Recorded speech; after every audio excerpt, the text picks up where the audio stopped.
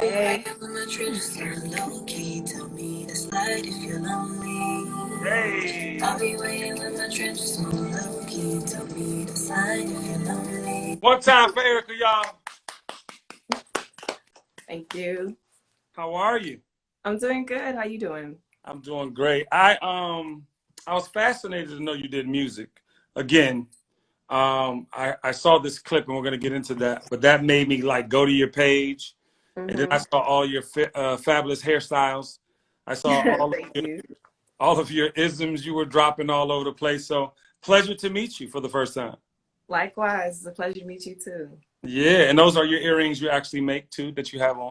Yes, indeed. Just want everybody to know that you're selling all types of shit. Now, music, Thanks. earrings, game. You get free game though on your Instagram. But how are you? How you doing during this pandemic? I'm doing good. I've been it's helped me to focus, to really like focus in on the things that are important to me. For sure. I've been saying the same thing. Like I don't think I would have forced myself further into my purpose, quicker into my purpose if it wasn't for the pandemic. Right. Same. Yeah, for sure. So I was pleased to see you kind of out of this calm spiritual mode that you're normally in when you're giving your offerings. And I saw you turned up a little bit and you threw the west side. So I was like, oh shit, gang gang. I thought it was about to come out. I was like, oh shit, yes. Um, but you're from the West Coast. Yes, I am. From the West Coast. I was born in West LA, Kaiser Cadillac, people who know where that is. And I lived like on 78th Street, like 78th and Normandy, until I was like a child. It wasn't a very long time. Then our family moved to the Antelope Valley, and that's where I live now. Nice. So, You know what I love too, as I was trying to just kind of like do as much research on you as I could. It was dope to see your relationship with your father. And clearly you grew up in a household with your mother and father. You know, you saw 30 something years of marriage. right. It, yeah, I'll be doing my research. You see what I'm saying? Yeah, I see that. But how was So, it growing up? How was it growing up? Because you're clear. We're going to get into how outspoken you are, what the inspiration was that for. But I know it was part of your upbringing. So tell us about that a little bit. yeah, my upbringing was really dope. I can't front. I know a lot of people don't have the luxury to like grow up how I grew up. My parents, they were just really just focused on their children. You know what I'm Right. saying? Like my dad, like both my parents worked full time, but my dad, like he made it a point to just take time with us. Like that's what he did. Everything was like a learning experience. Like when I started driving and my car wasn't starting, it wasn't like well, just go take it to the mechanic or whatever. It was like, this is what could be wrong. You can mix some water and baking soda and pour it on the battery if it's too much acid. Like he made everything. Yeah, he really made everything like a learning experience. So that's the foundation. Like a lot of people think I might be, wise beyond my years or whatever the case may be, but I'm not wise like that. I just like stand on the foundation that was laid out before me. Yeah, no, you are wise. I want you to receive that, own that. But see, because I'm gonna tell you, like I was a conspiracy theorist, and we're gonna get into this later. But I was a conspiracy theorist prior to the pandemic, and now I'm an informationist. I don't know if I created that, but I want information. I want motherfuckers to lay so much information on me that I get covered in it daily. Because I just feel like people like yourself were meant to say it, right? Like, because there are orators that have been historically part of our process, and whether we study them or not, we'll get into Farrakhan and what he means to you. But like, there have been orators that are just phenomenal, and Right. I feel better now that I heard that from that person. And when I went to your page, I was, and I'm grown. I'm a little older than you, so and you're grown. I'm a little, you know what I'm saying? I know So, what you're saying. but like, I was like, yeah, because it reiterates things you might believe. hmm So was this a part of your like DNA early? Like, were you the one in the crew, like with the information? Like, I need to know. Yeah, it happened pretty early, and it happened because of my parents.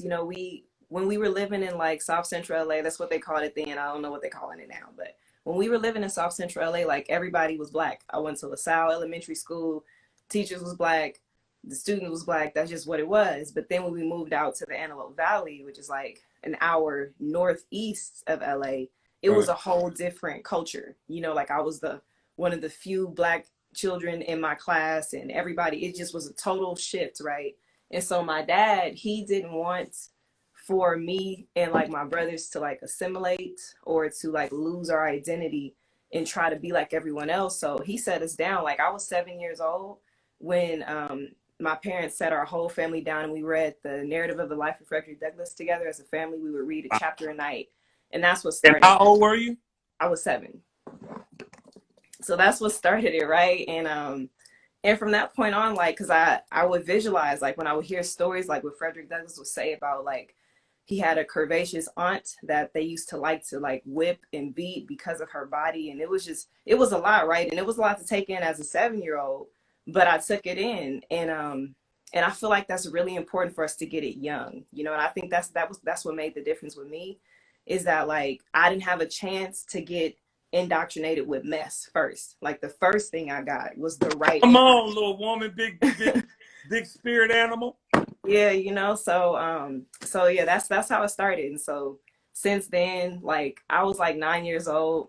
I think I was like in the 4th grade, and I printed out like the Willie Lynch letter and passed it around all my classmates. And he was like, "What is this?" And I was like, "You need to read this," because I was on one. Like young teen, like child Erica was like more pro-black and like turned up. Like I had So wait, just wait, wait, everything. Erica, hold on. You printed out the Willie Lynch. Wait, Yeah. so tell the people who don't know about this letter what that is in the short form, but like, and why you decided that they had to know that.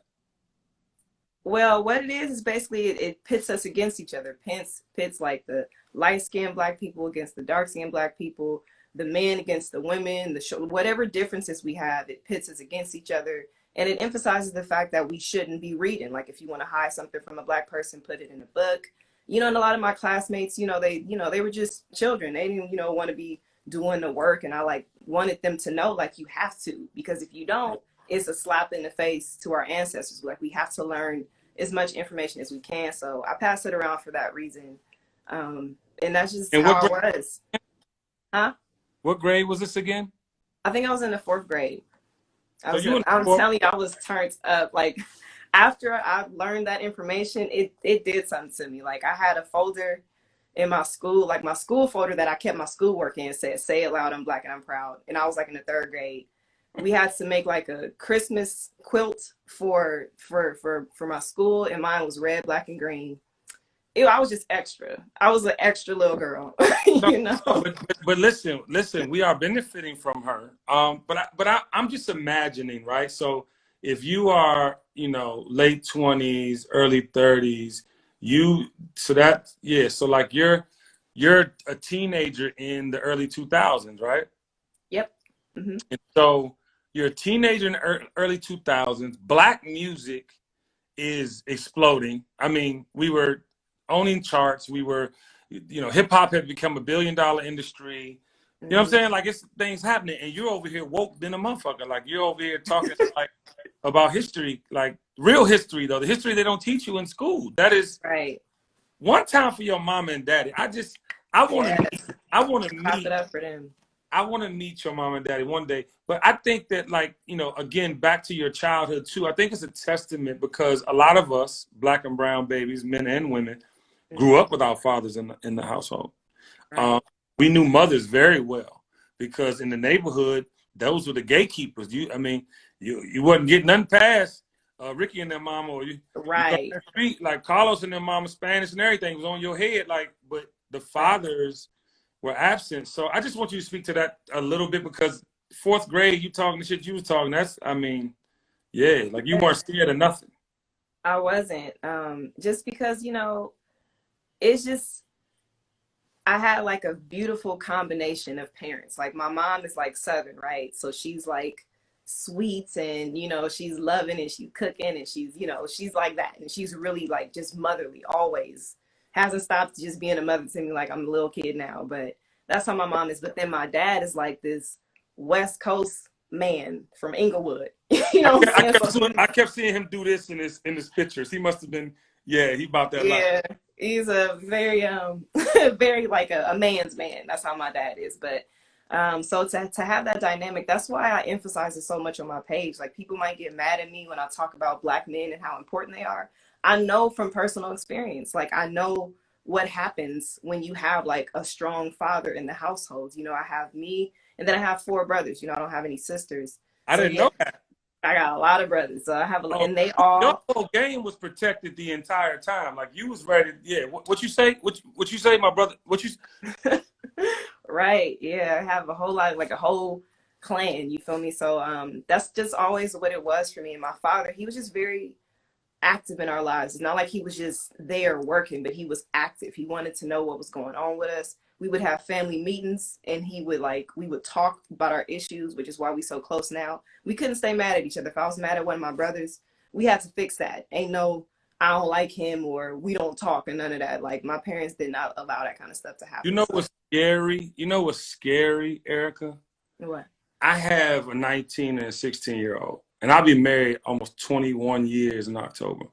Nice. Congratulations. Thank you. I had during the pandemic, well, towards the end of no, I'm sorry, the beginning of the pandemic, my son went to prep school because he hoops. And he's been wanting to play and he felt overlooked in high school. We moved from California in 11th grade back here. So he was kind of like, damn, I didn't get the scholarships I wanted. So he wanted to go to prep school. Long story short, finishes prep year, does wonderful for him. He's at Kennesaw State University, D1 basketball school now, whatever. But we had one of those meetings for the first time as he is a 19. Now, mind you, we've had meetings we had like a sit down. You're not going to be talking to your brother like that. We don't. Right. And I mean, because his brother's 4 years younger than him. And he's always led him. Like my oldest son's work ethic is out of this world. So he teaches his little brother. And when his little brother doesn't pay attention, he gets on them. And it's generational because I look at the way I treated my older son growing up. And I was a street guy, single parent, home, loved my mother and my aunts and my grandmother and knew how to respect women and treat women. But if you did me wrong, I don't care if you was family or not, I just felt like he was coming for my whole life. It wasn't even, so Kenny growing up, and this is where I just want to be transparent for TKBS Nation, like we literally grew up together in a sense, right? Because my mom and I grew up together. Me and Kenny kind of grew up together because I learned what parenting was with him. Kyle's better off for it because now all the street shit is gone, hopefully. But to your point of like family meetings, and I want to get into that too, because what drew me to you, and I have two black boys, so you can understand the type of shit that goes on. Right. So, but the video you made, what attracted me to you and your page was how you were defending men. Because, as you look at history and you peel back history, you look at why we act like, just like I explained to you just now. I didn't know anybody. I didn't have an example. Right. And then the trauma, everybody can't deal. They can't deal with information, let alone trauma. How do you feel about it? Because your video spoke to me on another level. I feel like men and women, and it's not even like black men and black women, but just men and women in general. Inherently, we think different. This like the more we try to act like where there's not differences between men and women, the more confusion is going to be. And so we as women, we're a lot more vocal with things that are bothering us. We get to speak out and talk about our issues. Men, not so much. They hold it in, and if they do talk about it, they might be considered soft or emotional, whatever the case may be. So it leaves a lot of things unaddressed when it comes to black men. You know what I'm saying? I firmly believe that black men and black women are suffering from a shared traumatic experience that neither one of us are responsible for. But we get mad at each other about it. Like, we're not responsible for the way our family structures were broken down. That's not something like the way things were in slavery, how the woman has to be like, we get this title of strong, independent black woman, right? But no other race woman gets that. You don't hear strong, independent white woman or strong, independent Asian woman or strong, independent, we don't hear that. So we had to be that way because at any time our men could be taken away. They could be lynched. They were sex farms. So they would just literally get women pregnant and then just go off and be with the next one. And that's how it was for centuries. So we can't just look at that and not address it and think that we're going to be productive in the way that we relate to each other. So that's what I think. That's why I have more leniency for Black men and Black women, because I know there's a lot that we go through that nobody has really addressed, you know, that it's specific to us. You know, other people, like they might have been issues where there was war, but it wasn't generations of like dismantling of an entire family structure. It wasn't generations of psychosocial indoctrination. All these other cultures that have been, you know, enslaved and bad things have happened to them, they at least still have their culture. They at least still have something that they can hold on to. I don't even know my real last name. You know Right. what I'm saying? I don't really know exactly where I come from. So there's a lot that we have to understand. That's a lot that we just have to be more understanding of each other when we communicate from a place of understanding as opposed to a place of like hurt and pain, you know? Yeah. I love this, and I love it for so many reasons. And I'll use Little Baby as an example. My son thinks Little Baby's the GOAT, the greatest of all time. And I consider myself growing up in the era of GOATs, right? And Right. I'm like, yeah, I love, because you know, when you're from the street, you embrace the culture no matter how old you are. You understand, right? But it got Mm-hmm. to a point where lyrically, I couldn't really understand, like, right? Until Mm-hmm. Little Baby. Because it was a lot, like Migos, I love them, my little brothers, whatever. Like, I'm Mm-hmm. with all, I dance, I'm in the club, I can turn up, whatever, host. But Little Baby in his new song, you know the song I'm talking about when he's talking about Black Lives Matter and this, that. Mm-hmm. So I called my son, I'm like, yo, look, I finally get why you think he's the GOAT of your Right. generation. I was like, because if you listen to his wordplay, and I'm gonna come around back to the point, but if you listen to his wordplay, you get that he gets it. He's too metaphorically correct in his rhymes, right? But Right. then he came with this full offering of consciousness, and I felt better for the generation. And so I called my Mm-hmm. son, I'm like, yo, I get it. I get it. I'm with you. And so my point is that you don't know who knows what in Right. day and time. And I feel Mm-hmm. like, you know, we've played dumb as a culture for so long. We've dumbed our music down. We had to. We had to. We had to, but now we don't. Right. Now we Right. don't. To the point of Mm-hmm. revolution, to the point of change, real change. Because see, Mm-hmm. in the middle of this pandemic, Erica, you know, one thing you're gonna learn about your big brother slash uncle. Actually, I'm your big brother. I'm not that old. But what I want to say is that these motherfuckers out here talking about we gonna do this, y'all not ready for real revolution. And I know you agree with me because real revolution, y'all going into the wrong places, blowing shit up and tearing shit up. And you know where the money's at, you know where they at. So if you really Right. about life, but I digress, and I'm not promoting that. All I'm saying is that we dumb shit down to like the minute level, even to our participation in the monetary system, how we monetize ourselves, our talent, our worth. So what do Right. you feel about that? I 100% agree that we are not ready because we don't really know where the war, so to speak, is taking place. One Come of my on, preacher. favorite Come on, preacher E. one Shit. of my favorite poems is by Gil Scott Heron, right? And people love to quote it. They love to say the revolution won't be televised. They love to say that, but it's like we don't really understand exactly what he was talking about, because one of my favorite lines in that poem is he says, the first revolution is when you change your mind about how you look at things and see that there might be another way to look at it that you have not been shown.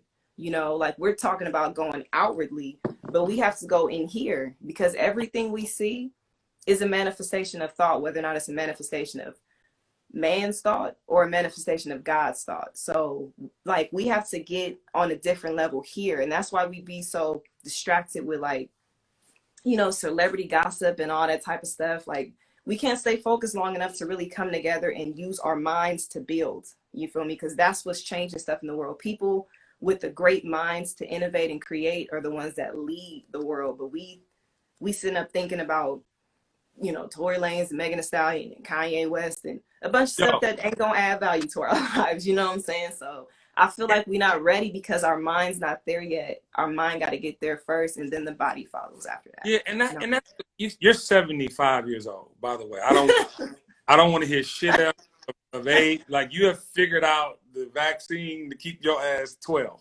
Um, listen, that is so profound because not only do we not understand what it takes to have our own, we have, and this is where I know you agree again. I don't know if you agree, but I look at the black billionaires in the world, right? Mm-hmm. And I look at the money it would take to fortify our educational systems. Right. They wouldn't spend 25% of their wealth collectively if they just took that money and worried about schools in impoverished black and brown neighborhoods, right? And I wasn't always this woke. I ain't gonna hold you. Like I was a guy that wanted to be a gangster. I went through my maturation, but in my 40s, I got really focused on what was most important, and it is my people. And it was always my purpose. It was always my walk. I just wasn't conscious and you know what I'm saying? But Mm-hmm. what do you think it'll actually take? Because we know money is a part of it, right? Because money allows you to, if you're talking about revolution, it allows you to get strapped. Right. It allows you to fortify certain areas that people can't just come in. And I hope I'm not freaking out TKBS Nation because I know that my revolutionary talk hasn't come out, but this sister has brought it out of me. But what do you think? Like, so what do you think? Like, how can we go about that in advance? Because I think we have the knowledge we need now. We have the money or access to money, which can ultimately give us power in sections as far as land and fortresses. Not fortresses. Did I say fortress? But you get what I'm saying. What do you I know think? what you're saying. But I agree. I actually think we're on a good path. You know what I'm saying? I feel like in addition to um, this like pandemic happening, it's made people look at things that they might normally turn a blind eye to. Like that's why there's been so much like worldwide protests because like what can you do? There's no sports to distract you. There's no all. You have to look at exactly what's going on. In the So I mirror. feel like exactly. So I feel like a lot of our people are just really understanding that we have to come together. Like there's no choice anymore. We have to do this because clearly there's a lot of things at play that's working against us. You know what I'm saying? So I feel like we're already taking the steps. The first thing in my opinion is just a mental change. Like the mentality has to change. Right. That's step number one. We have to understand how valuable we are to each other. We have to understand I mean, just how like the whole world has been indoctrinated with this. We consider luxury things to be like European brands. Like, why is that luxury? You know what I'm saying? Why do we consider that? So it just takes a whole mental shift for us to like learn that what we produce is valuable, what we contributed to the world is valuable. And then once we do that, it'll be easy for us to support one another. And that's what I'm seeing now. I believe more people are supporting black owned businesses than ever, and more people are conscious of that. More black people are getting arms. I was down at Redstone and I saw it with my own eyes. It was a whole line of us ready, getting our stuff together. So I feel like the mental shift is happening. It's not going to happen overnight because it took us centuries to get in this predicament, but it's coming. It's Right. coming. We may not see it in this particular generation, but it is most definitely coming. Right. So So I feel like we're on the right path. right. No, and we are. I feel, my mother, obviously, your parents were a part of the civil rights movement.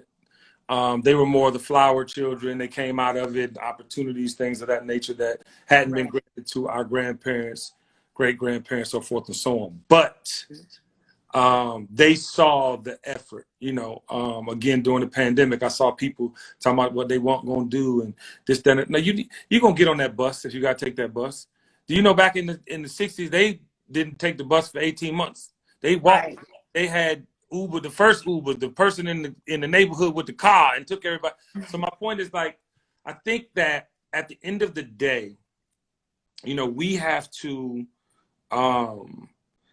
kind of like also be clear on our objectives. Because one thing I believe, and I don't know if you agree with this or not, and I saw a few videos where I didn't know if you were or weren't, but I believe that I've never seen white people this active against white people that are causing the destruction. And I say that to say, like, in the civil rights movement, you didn't see this many white people going crazy with us. Like, I'm talking about side by side. I'm not talking about the Asian provocateurs. I'm not talking about the whatever, is whatever's intermingled and the shit to distract us. And I want to end our conversation, so don't forget distract. I love that word. You made me love it more. But yeah, I just think that we do have allies, to a word that you used in your post. But at the same time, I think white people are tired of those types of white people. I think there are people, and I mean, it's evident, they date Asians and Spanish and Black and this, that, and the third. What is your, because I believe in having our own, being able to use our own, participating and supporting our own, but I do not agree with shunning everybody else. That's just something I believe. No, and I agree with you there. It's not like, I feel like it has to be more so of a thing of like putting ourselves first, because like we're like the only community that doesn't do that. You know what I'm Come saying? on. So it doesn't mean that we have to just alienate everyone else, especially if they want to help. I'm not opposed to that, because I've met some solid people and they weren't Black. And at this point, I honestly feel like white supremacy is something that, of course, a lot of white people have, but I believe that it's a mentality and that other people can have it as well. You know what I'm saying? Not just white people. So, but they're the ones, I'm not Dr. Sugarcoat nothing. They're the ones who have the most. Let's be very clear on that. You know what I'm saying? But I do think that there are a lot of people that do want to help. I believe that they can come in and help, but we still have to be at the forefront of whatever it is we doing. So if they're helping, then they're helping, but we're still steering the boat. You know what I'm saying? We're still like making sure that things are going in the direction that we want them to go in, because a lot of times we might not progress because I think an issue of ours is that we think that true progress and freedom, in a sense, is being able to just exist and be accepted in white spaces instead of creating something for ourselves. Now, I mean, some people might want that. My endeavor is not to just exist or be accepted in a white space, but it is to have something of our own, because in every community, like in every major city, you have that. Like if you go to LA, you have like Koreatown. You know what I'm saying? East LA is basically Mexico. Everything's in Spanish. I can't read it as an American. You know what I'm saying? So there's all these other communities where they own the land in that community. They police that community. The money circulates within. Doesn't mean that they're racist or anything. No, it's like, why don't we have something of our own? So that's my only thing. I'm not alienating anybody else, but we definitely need something of our own. No, and it makes sense. And we got to do it unapologetically, and we need to do it with more urgency. Right. I think about this conversation, and I think about what happened with Nick Cannon. You had another video, because I watched 872 videos in 24 hours on your page. But you had this other video where, I think I look at like what you said. And again, you have such a calm, I know you saw my post this morning, what I said about you. But you have such a calm presentation until the West Side comes out, right? Until the West Side come out. But I think that's why people hear you. And a lot of people that are on the pulpits, and we'll get into false prophets in a little bit, but you really have a delivery that makes people feel comfortable with what you're saying, because we all know people say bullshit to us daily, and it pounds in our fucking head because it's a constant. But the people who say something and drop, just so eloquently like you do and drop the mic, it lasts longer in your spirit. It sizzles in your spirit. But I want to talk about Nick Cannon and how what you said and what he said was really the same thing. I don't know if he had all of his fun facts together, but I know that the way that you presented it, and if you do not know what I'm talking about, TKBS Nation, please go to her page and watch all her videos. I don't know which grid it's on, child, but just go to this.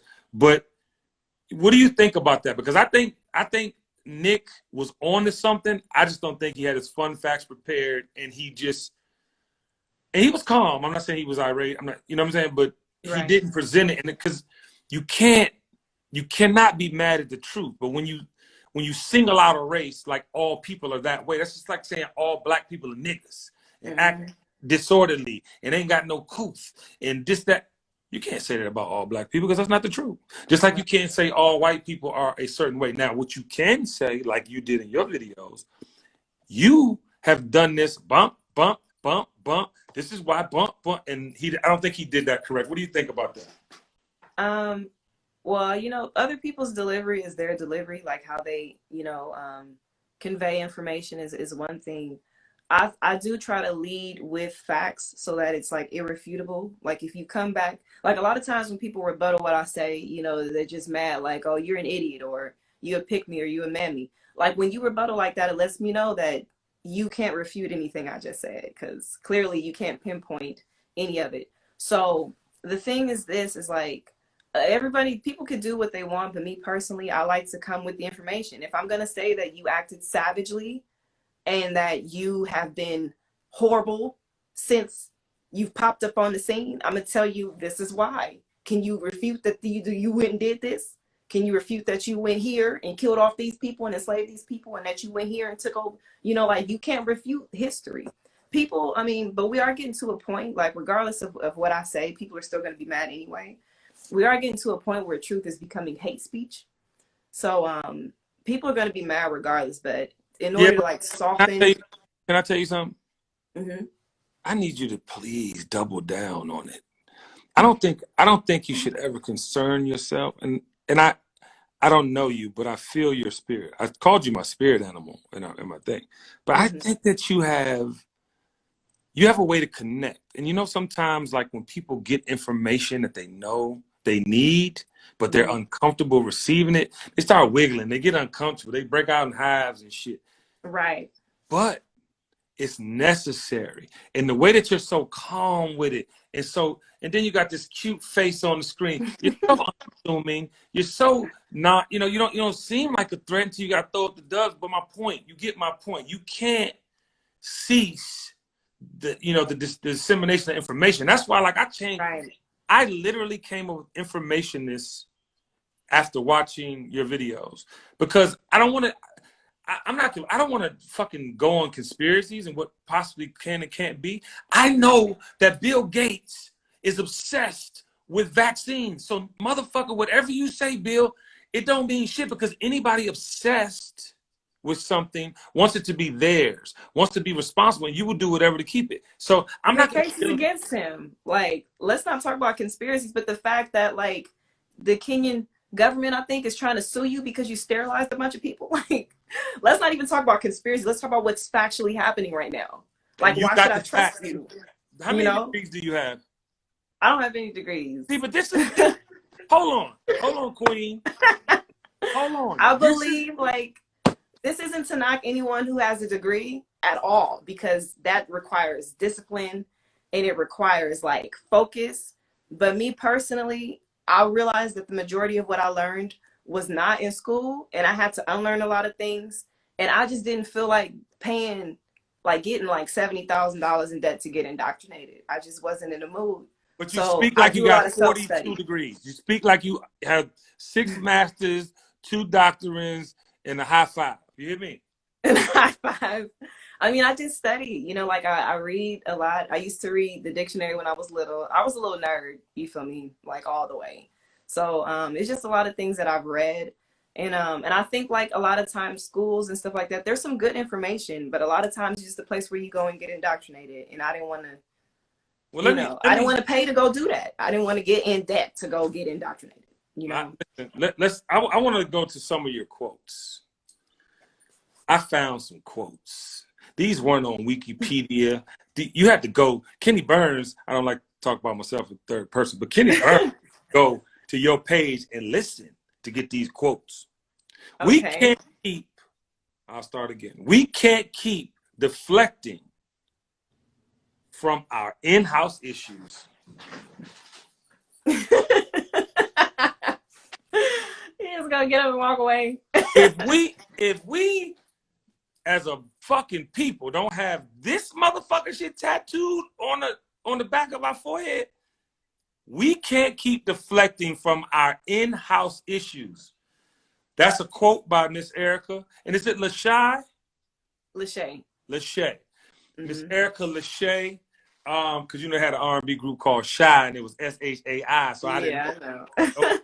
But we can't keep deflecting from our in-house issues. Please just touch on that. There's as the quote goes, a house divided cannot stand. we fight amongst each other all the time, and I really feel like it's counterproductive. Yes, there's things that need to be addressed on both ends. Yes, there's things that Black men need to do. Yes, there's things that Black women need to do. But us fighting about it is really not gonna fix it. You know, so that's my whole. When I say that, that's what I mean. Like we have to come together and really want to solve the problem. And it's too many people who are screaming and upset without actually wanting a solution. Like they just want to complain about the problem.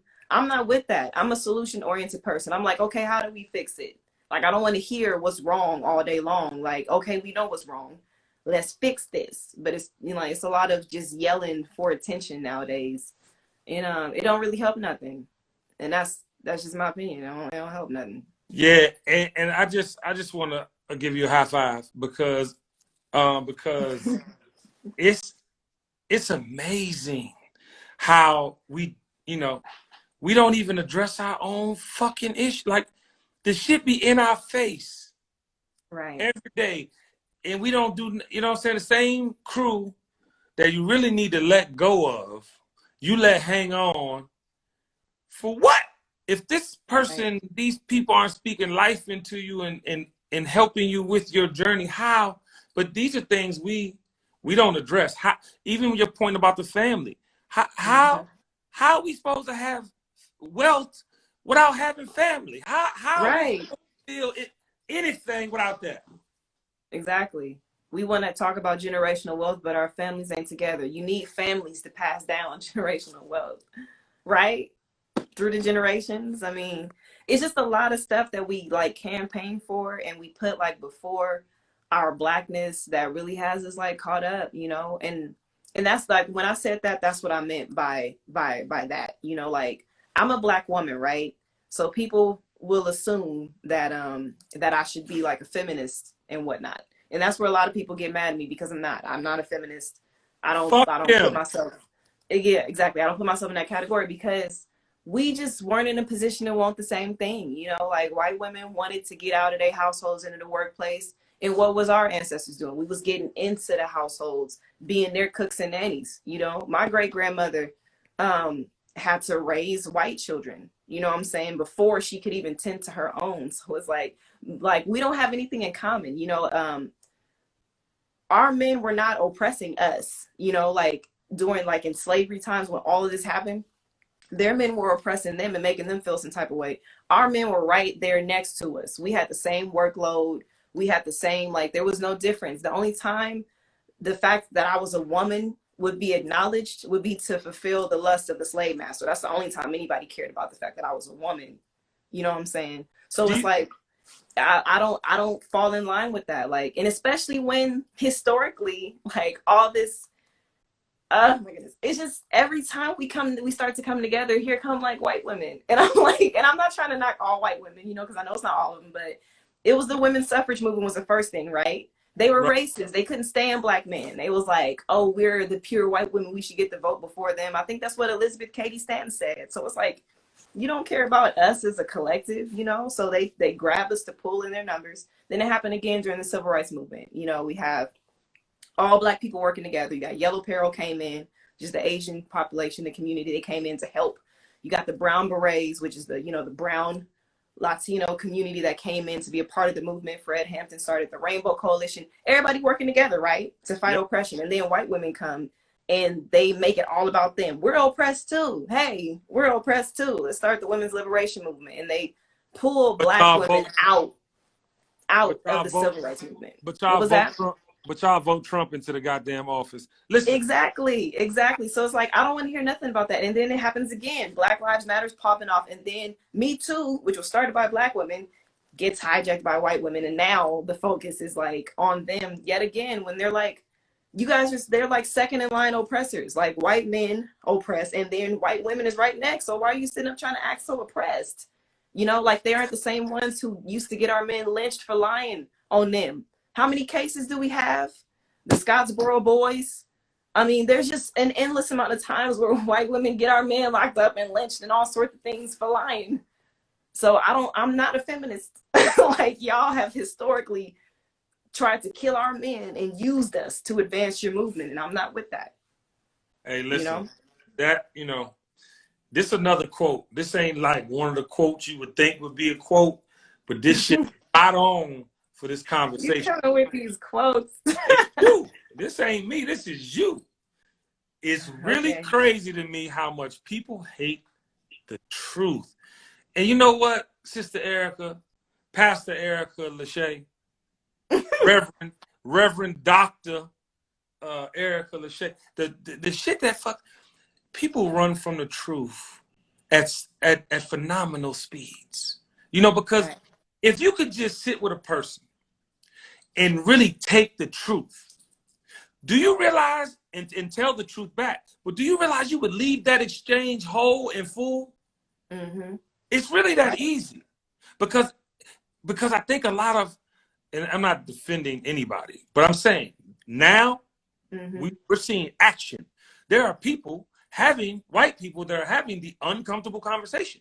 There are Spanish people acting like they white. I don't know what the fuck is going on with that. I mean, you know what type of shit happened? Hello? But the white people are really active. They're not, you know what I'm saying, now. And I'm not saying history is what it is. We know Right. that. We have to, but right now, today, moving forward, there are, but I love that. I love when you said that, and you were actually talking about the thing that I was kind of mentioning with the Nick Cannon thing, but I wanted to hold that, and you segued perfectly, because people run from the truth with Right. I don't know. Like, I just don't understand why people can't tell the truth. And the truth for me, like, even for me, you know how much I had to fight for what I had. 21 years of marriage, love land, fucking in the pandemic, strapping my boots up, then getting a radio deal 4 months later, TV, whatever. That's because I put in the work. And I don't think we want to work at having these things. We don't want to work for our own neighborhoods. We don't want to work for relationships. We don't want to work. And that's the truth. You motherfuckers, Right. lady. And now you motherfuckers is getting an extra $600 with your motherfucking unemployment, and you get almost $4,000 a month, and you out here act like you ain't got to do shit. We got to grow the fuck up, and that's the truth. I'm sorry, I be ranting. Oh yeah. It's definitely accountability on our end too. This is not to blame just the past and all that, because we don't get anywhere from that. We have to know. It's important for us to know our history and know why things are the way that they are. We have to know these things. But at the same time, we have to be the ones to do, because no one is going to stop me from what I need to get done. It ain't going to be no white supremacy or racism or whatever, because I know the power of my mind, and then I know the power of my action behind my mind. So we do have to make sure that we're working and we're doing things, and we're not just sitting up with some, oh, woe is me type of stuff. You know what I'm Oh, saying? Because you do see that a lot within the so-called woke or conscious community. Every time I talk about a solution, here comes somebody with 5 or 6 excuses. I'm saying, hey, let's build our own communities. And they're like, well, what about Black Wall Street? I'm like, okay, yeah, we should try one time and never try again, right? It's like you take a shower every day, right? You have to keep doing this. It's like you don't just wash yourself once and be like, well, I did it that one time, so I'm good now. Like, you keep on with it, right? So we and have all these excuses. So that I is an agree. issue. And I agree. You know, Don't let me forget false prophets. But I agree. And I want to say this because, I wasn't into the political system until Obama, right? I thought the idea of a Black president that felt like a family member, that no matter what the scenario, always spoke with passion, conviction, and grace. Again, back to the orators and why they're necessary. Did he do everything he could possibly do for Black people while he was in there? Nah. Um, did I feel at ease when he was in there? Yes. But the double-edged sword is that we are participating in a system that was not designed for us. So you look at, how do we take over without the revolutionary conversation we were having earlier? And I know your position on voting. No, you're not knocking people that want to vote, but I really wanted to bring that up because I feel like we are in a position right now, right? No one has ever, before God rested there, John Lewis died, I'm sure he had never, ever saw Black lives painted on the street in front of the White House. Mayors going against, like here in Atlanta, Georgia, where our governor was suing our mayor. And so the disruption, right, right. is happening. To further disruption, I think that and again, this is a whole nother episode with us because I think that we could probably go on and on, but I think I want to tie a bow in it by saying we have the opportunity now to understand local, state, and federal policy and law, which the state is ran and governed on. And we have a responsibility on some level because I know my partners, like if I'm mentoring these youngins and they in the street and I show them the way I got and they get on, but yet they won't leave that alone or they're not. And their man, the district attorney has a lot to do with that. The judge has a lot to do with that. The governor has a lot to do with that. The Senate. And so my journey in during this pandemic, Pastor Dr. Erica Leshai, has been to give the information to my people. This is what's happening. Oh, you didn't like that? Well, here's your options with this person, that particular city. Oh, you don't know who to vote for? I've gone as far as giving them a whole list. And it's not because I have skin in the game, and I want to know your opinion on this, but not because I have skin in the game, but because I need people to understand what can happen right now and then what can happen later. And I think you and I are speaking the same thing when we're saying like building our own, not being dependent on that same time we are in the system. Right. Yeah, I mean, I definitely agree. Like I said, like you said, I'm not with knocking people for voting because I do believe that it's certain things like certain measures that have to do with our districts and our schools and what they build in and all that. It's important to know what's going on in our communities. Now, as far as like picking whether or not I'm gonna pick the devil or Satan, that I really can't really, I don't really know about that, It's so hard. that's why, yes, it's a difficult thing. But at the same time, I'm not knocking anybody who does vote, but I want to make sure that our mentality, because that's what it's all about. Like when we believe, like when voting is pushed as the main solution, and I'm not saying that it's not a solution because it very well could be, but when it's pushed as the main solution, then our mindset will not be geared to making something for ourselves. It's like we'll put all our eggs in that voting basket. And so I feel like that's one of the reasons why it's pushed so much on us, because it gets us to a mental space where we're not even thinking about building and creating something for ourselves. Well, let me tell you something, Erica.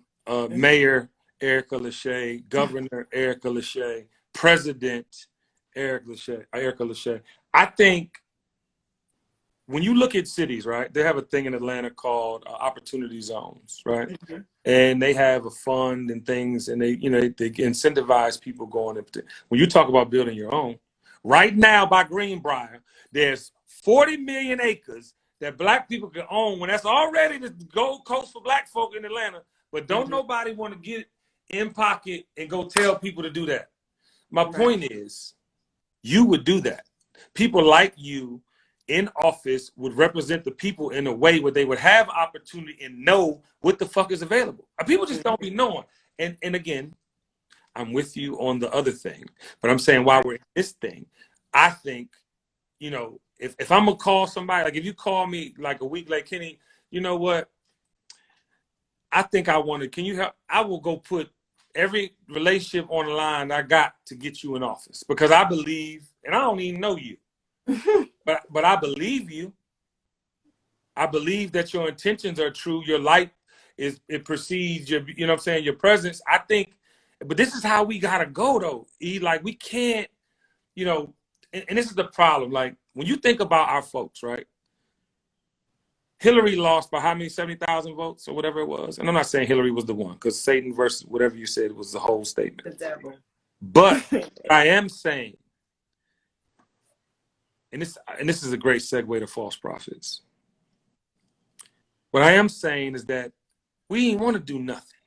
We did not because we knew what we were doing. We just didn't want to do nothing because we ain't gonna do shit. Them motherfuckers ain't gonna do shit for us any motherfucking way. Nigga, I'm a goddamn. Right? That's the truth, right? But where was the education in it? Where was the incentive just with knowing?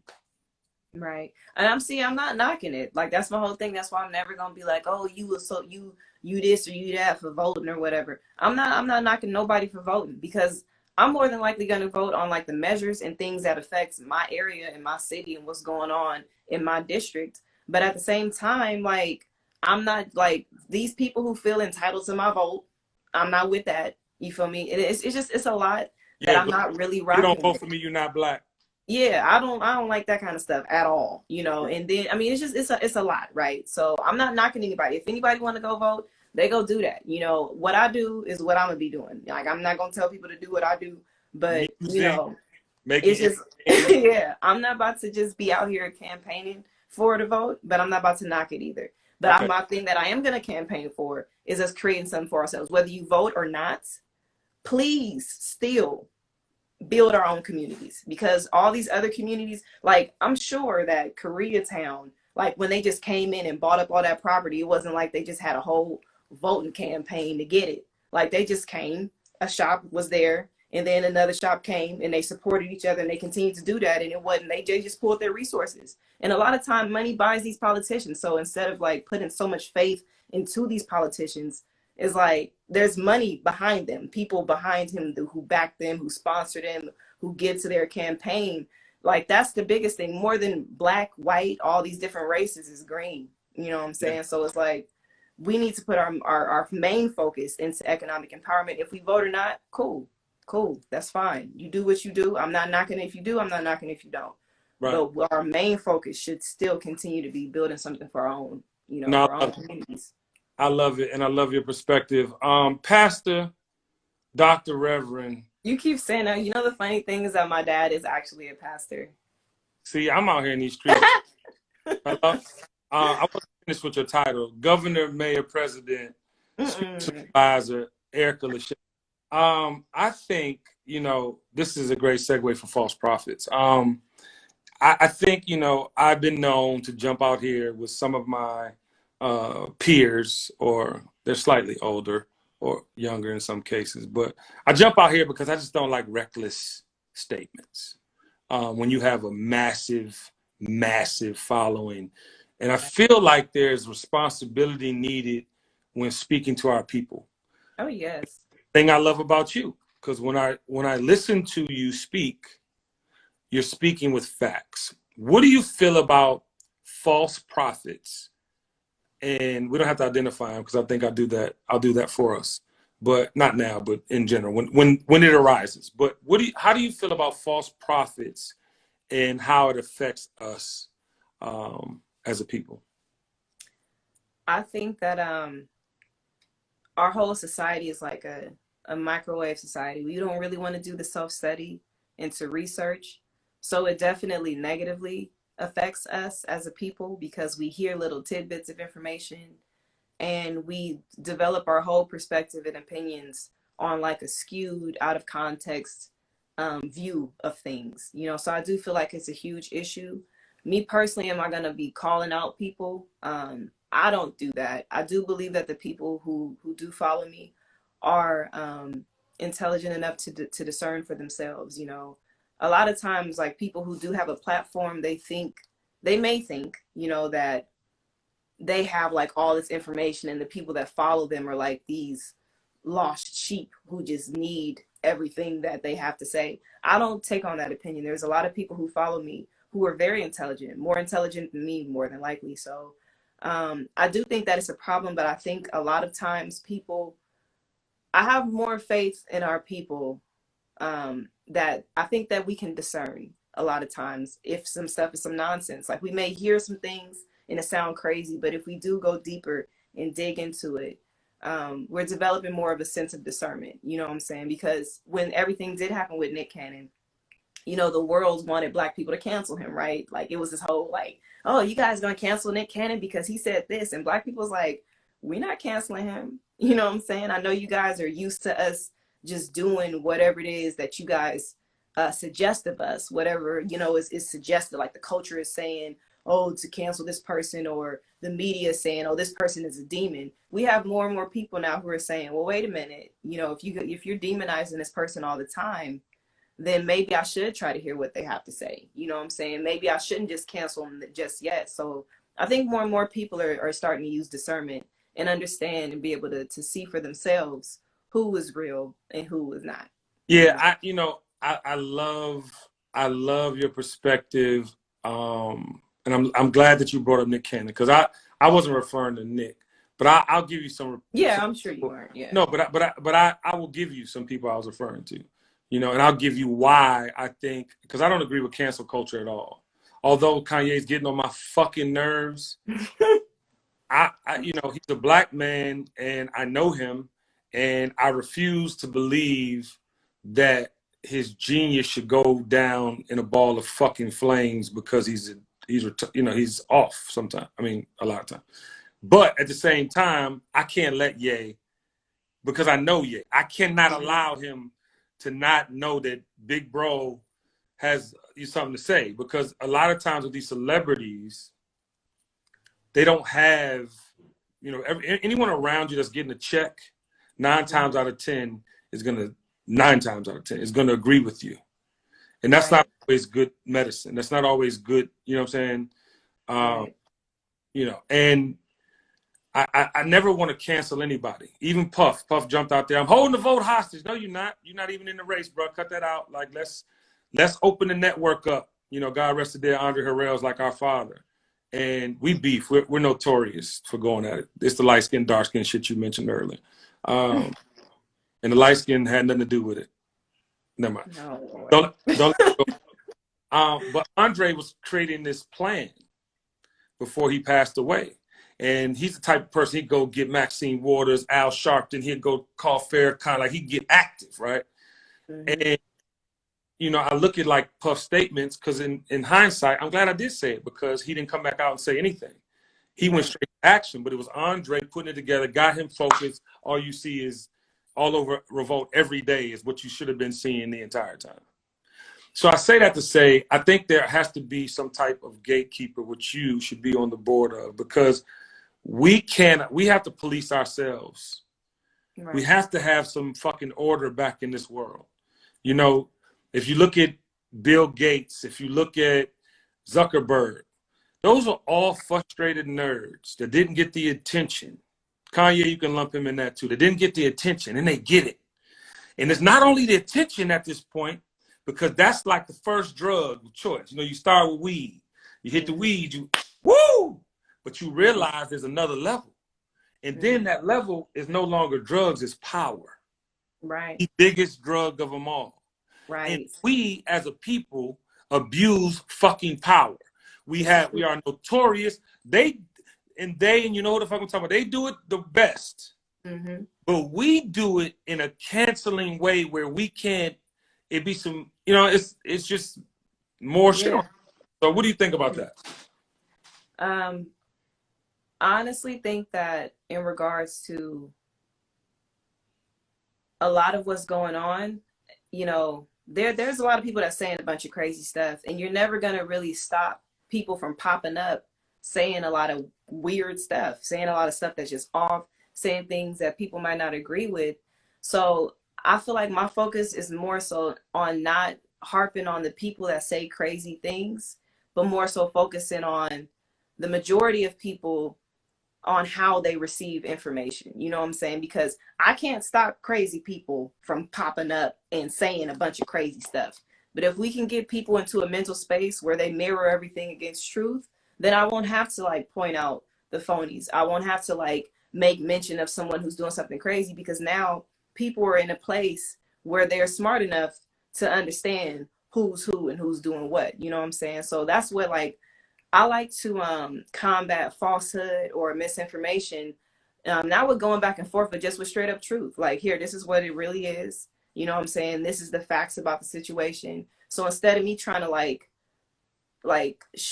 cut everything for everyone so that they could take it and understand it, it's like, here, you do that yourself. You do the due diligence yourself and get yourself to a point, like what you said, policing yourself.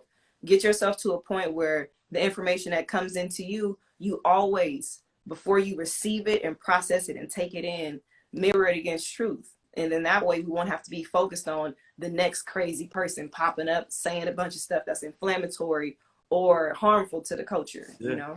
And I want to get presidential on you real quick. You have another quote, mirror everything against truth. I need everyone in here to run like a motherfucker with that quote. But I want to tell you, Pastor, Reverend, Governor, Spirit Animal Advisor, Erica Leshai, there's no going back for you. And I'm gonna tell you, because I've been out here a long time. You got to push the gas. You can't, perspective is something we need. So regardless of if you want people to look at you in a certain way and follow you like they follow Jesus Christ or Muhammad or Well, no, I'm not knocking either one. I'm just, no, you I'm know, just going down the list because I have a lot of followers. yeah, Abraham, Buddha, whatever your thing is, you got right. to be ready for that, Erica, because you can't. I'm gonna tell you something about light. This is something I know. You can't run from your light because your light will consume you in other ways that are detrimental to your, what I'm talking about? Like, you have to own that shit. And this comes with the territory, Erica. I One hear thing I you. fought my whole life. Listen to me. This is your big brother from another mother. My whole life, I fought celebrity. I'm popping. I've been popping since 1992. But I will tell you right now, I am just stepping into my light. And it's because I'm being more vulnerable. I'm saying what the fuck I feel. I done lived enough life to give you some advice. And that, my sister, is your journey, whether you think it is or not. So not caring about what people say, knowing what they say, but also holding that mirror up while you're talking. Don't let that go over your head. Okay, I want to end this with another quote. Because you're a quote machine. Beware of people who convolute opportunism with consciousness. And that, I just want to put a bow on that motherfucker. If I might get that tattoo, nigga. I might be calling you in a week, nigga. Like, you see this shit?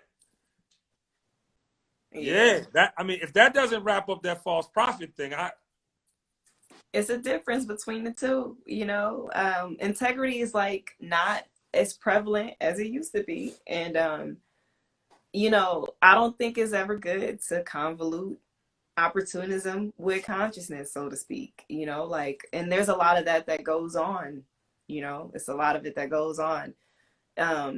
I understand like having a brand, but there's so much stuff that I turn down because it goes against what I'm doing and what I'm trying to represent. And I wholeheartedly believe that like we have to stand for something that's like that supersedes like monetary gain, money ain't it, Erica. yeah. Doctor. Yeah. So so that's just what I think, because I've seen a lot of people who have like power and money, and that's what ruins our great people a lot of the time. It's not like at like adversity from our oppressors. It's not things like that, but a lot of time it's like ego that ruins people. Great people Woo! turn into monsters when that ego overtakes them, and they become consumed with money and power. And so Yeah, that's money. why I try to stay straight. You feel me? I try to just make sure that I'm not like esteeming myself over it, and I know like, I know people want to say nice things about me and whatnot, but like to keep me humble, I was told like to not pay too much attention to the criticism or the praise, because both of them could go to your head and mess you up. So let me like just exist the way that I am, continue to give the praise and the honor and the glory to God, my parents, the Nation of Islam. Those are the people who've taught me the majority of what I know, and then that way, I'm straight and I'm not becoming like an ego-filled monster, because that's what it turns people into, is monsters. And I've Yeah. seen it. I've seen it happen. Yeah, let me give you another bit of advice. Your ego will keep you strong. You just can't let that ego run you. You can't, you don't run away. Don't run away from the criticism or the flowers. Mm-hmm. You want all that shit because you want to know where you stand. And I promise you, at a certain level, certain age, a certain portion of your journey, you will see that the bullshit lessens, because people just know not to come at you with the bullshit. So you're growing. Listen, I'm an example. You are growing, E. Like you're like this. You know what I'm talking about? And on that journey, you're gonna have this shit gonna be falling off you like goddamn leaves in the wintertime. You hear me? But you gotta don't embrace all that shit. Because what I try to teach my sons, you gotta go on that court, you gotta go out this door at Loveland, and you gotta go into this world like you want to take the shit over. You can't go out in this motherfucker like, I'm just gonna let this shit come to me. Oh No, I shit. mean, I'm definitely 100% intentional. Everything I do is intentional. I say affirmations I'm just making daily, but at the same time, it's like, I'm just trying to not let, like, I know who I am, which is why I don't really like look after, like, seek after the praise and all that type of stuff, because I was loved properly when I was young. So I know who I am, and I don't need all that because I know what it is. I know who I am. I know the people that love me and the people that for real care about me. So I'm very intentional in what I do, but it's just, I want to make sure I don't get consumed with the type of things that destroys people, which is a lot of yeah. times an inflated ego. Well, let me tell you this too. Evil people are evil people.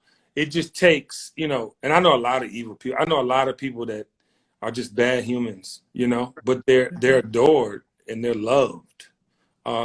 So someone with your type of spirit and heart is why I'm doubling down on this this paddle back that I'm doing on the ping pong table. That I want you to own your superpowers. You are I important. own it, Lastly, before I give you your ultimate flowers, lastly, distractions. I think right now you said some very prevalent things about having to sit still, having to face our own personal issues and demons and truths, Mm-hmm. and distractions. You say that a lot. So just give the people a little bit of energy as it adheres to distractions.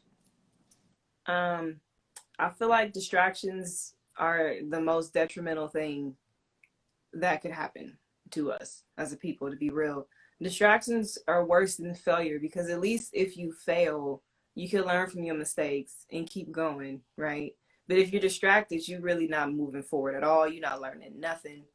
You're just distracted. And that's what the purpose of a lot of like the media and social media is. There's a lot of good information, but there's a lot of distractions.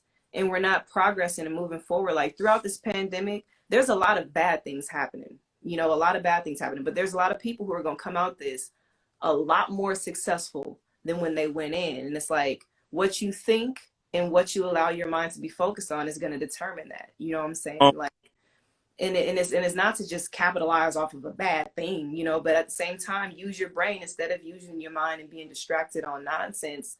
Think about new businesses. Think about ways that you can make the income that you're making residual income. You know what I'm saying? Think about ways that we can support our communities. Like our minds, I'm telling you, is the most powerful thing. Everything, like my earrings, this was a thought before it existed. My where can hair, people go buy those really quickly? Where can they buy and support? on ericleshai.com, my Hold website. on. Let me ping that. Let me ping that. I want to ping that. It's But all W. of this, Yeah. everything, like the little fake plant behind me, this was an idea. The couch I'm sitting on, all of it was an idea before it came into existence. So if we're so distracted to where we can't come up with ideas, we're not going to progress and move forward. So distractions, I'll talk about that a lot because it's a real problem.